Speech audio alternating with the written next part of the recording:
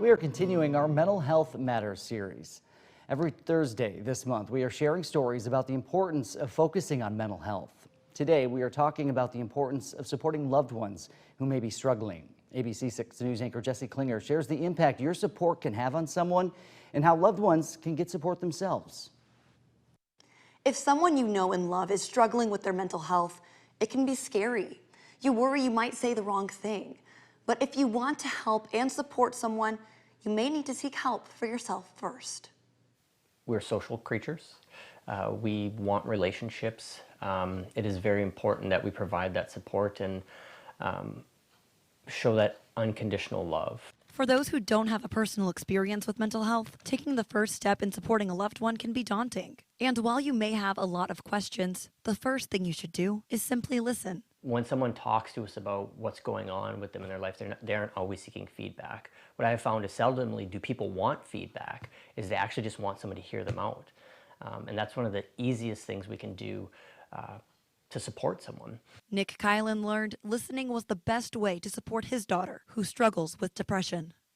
It's hard, especially being the parent, because I don't want her to suffer, but that's all I can do is be there for her.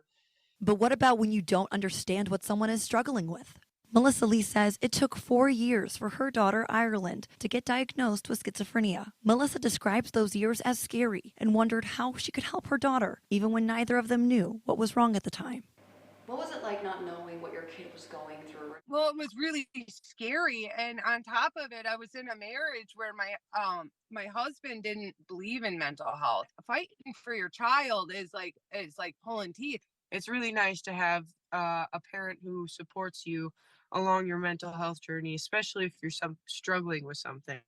Melissa adds she couldn't have done it without the support from other parents experiencing similar things. Now she encourages people to speak openly about mental health experiences, even creating her own support group in Wabasha County called Missy's Mission. Let's talk about it. Let's let people know that it happens, Let's not be ashamed of our child because she has been diagnosed with something. Let's love our child and let's figure out how to get that child in the best spot together. People need to come together and help each other out and not be quiet about it. The National Alliance on Mental Illness, or NAMI, has a similar resource with their family support groups, providing a space for parents, friends, and significant others to feel less alone.